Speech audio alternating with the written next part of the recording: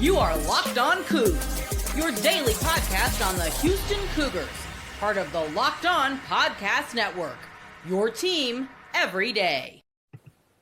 The NCAA Tournament is here, and so is the Bracket Breakdown. Locked On Podcast Network and Amazon Fire TV channels are teaming up to deliver NCAA Tournament coverage like never before.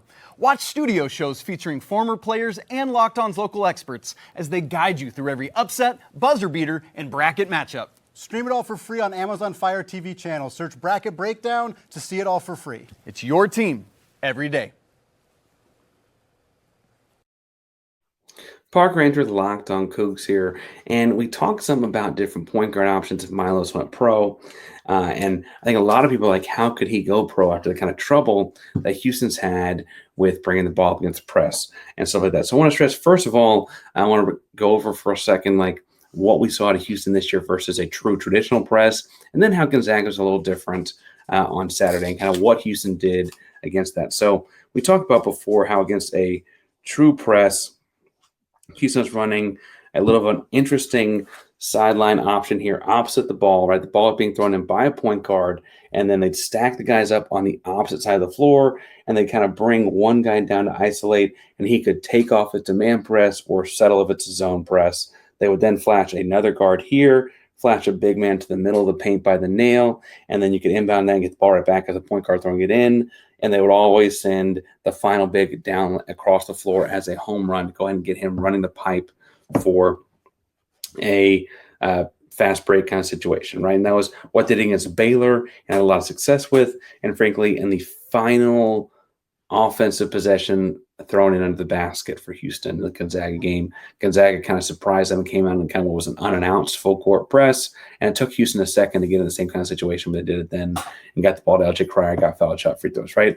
What Gonzaga was doing, though, was a 1-3-1 press, and it was really, really aggressive, right? So you had a guy at half court who was staying like exactly even with half court line, two guys up at about the tick mark, kind of split in the side here, and then the backline guy was able to go either direction. And what you had Houston doing, first of all, I would point out that Gonzaga did this very suddenly and quickly, and what they were trying to get Houston to do was to get the ball to the corner and pick it up where exactly you don't want to. Houston managed to only get that done one time. We'll get to that in a second. But what Houston was trying to do was actually get the ball to Juwan Roberts in the middle of this deal. So you had Cryer, you had Uzan, you had Sharp, and you had, at the time, Malik. So you had a four-guard lineup in the ball in the game here. And what you're trying to do is get the ball into Juwan Roberts, get the defense to collapse, and ultimately then spit it back out. So you saw a lot of back and forth here between Milos and Cryer, trying to get the guys to go side to side to open up a passing lane to get the ball in the middle. It's fairly simple, nothing too crazy.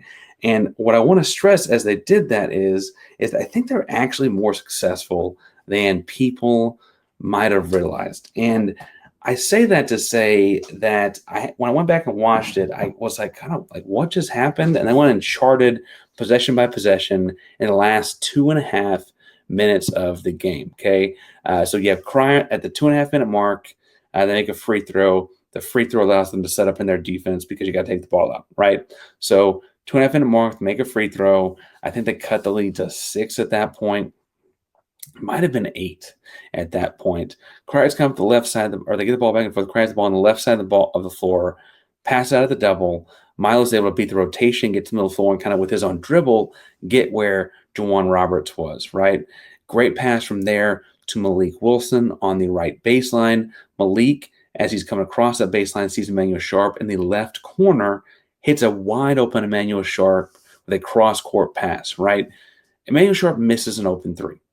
If that three goes in, are we still feeling like that's a possession that they failed, right? I think there's this like no point scored thing that people were sitting on. It's like, well, why were they doing that? Like that, and that's like looking at the product and not the process. That possession offensively opened up a guy that shoots over 40% from behind the arc, 4 and open 3 in the corner, the easiest shot to make from behind the arc, speaking on averages, right? Now, Houston, in the next offensive possession, commits a foul and sends Gonzaga to the line.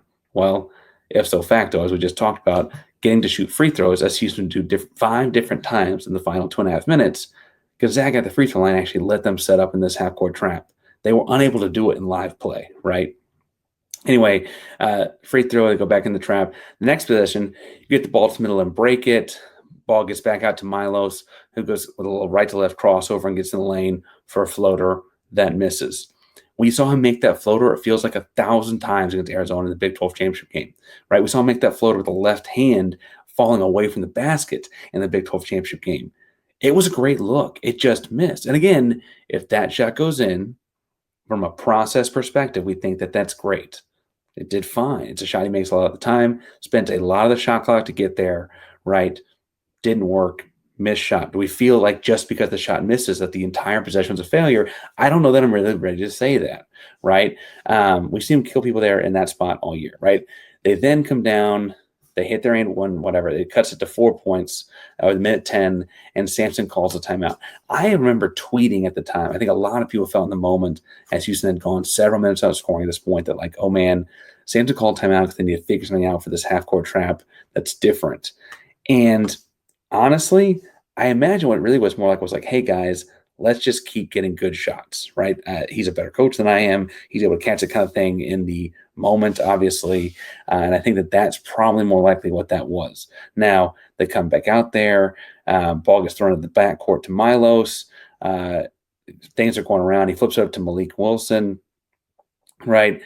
He ends up being open. The defense is above the free throw line. There's no one within about 15 feet of Malik when he's thrown, but the ball gets thrown like over the top of his head because it's tipped over. The double team on Milos kind of tips the ball up. Ball ends up going out of bounds and coming back to Houston, but not great. Again, had that been a clean pass, centimeters, are we calling that a failed possession? And Malik Wilson was open for what probably would have been a dunk, right? But instead, when the ball gets tipped, the defense reacts. The ball gets tipped, then out of bounds. Houston ball on the sideline. Sideline play, sideline the bounce play, gets the ball to Roberts in the middle post and the nail, right? Like the free throw line, middle of floor area. He finds LJ Cryer for a 3-point shot that's open. Cryer just misses again. Open shooter, over 40%, misses a jump shot. That happens. That's actually the shot that Malik Wilson has the big rebound on that he then gets fouled and shoots free throws. They end up being really, really clutch, right? Now, that one time I do think that this Houston had trouble here was Gonzaga comes down after the Malik Wilson free throws, gets and one of their own free throws that get set up in the trap, right? Milos is trapped crossing half court in that bad spot, picking up his dribble, right? Now, yes, I wish he would have kept his dribble going and not been in the corner. They were using a little bit of a domino 5-spot set, and maybe if you mix it up, you don't get trapped in the corner, right? However, as he like looks at Emanuel and looks at the middle of the floor, so he looks at his play side, baseline corner, and looks at the middle of the floor. What you see in Milos is actually he like is kind of trying to look off the defense like a quarterback does to come back to Emanuel, but in that split second, Emanuel sprints to him to try and help relieve pressure. That's really the opposite of what you need in that situation, right? Because that's coming to be where multiple defenders can guard multiple guys. Instead of staying far away, that puts the defender in conflict, right? And what then ends up happening is Khalif Battle steals the ball from Milos while that confusion's happening. Milos fouls, a dangerous foul. Almost, I mean, I understand why Gonzaga would probably think it probably should have been an intentional foul. But anyway, Milos fouls to kind of keep the breakaway dunk from happening and taking the roof off the gym. Totally get that, right? Now, the next play after the Khalif Battle free throws is when they actually found a way to scramble into a full court press that did not look like Houston saw coming because they'd been in the half court trap for so long at that point. Houston gets the ball to Cryer in space. Kind of the same press break just kind of happened after the ball was already in the game, already in the flow of the game. Ball gets Cryer in space. He gets fouled, goes free throw line.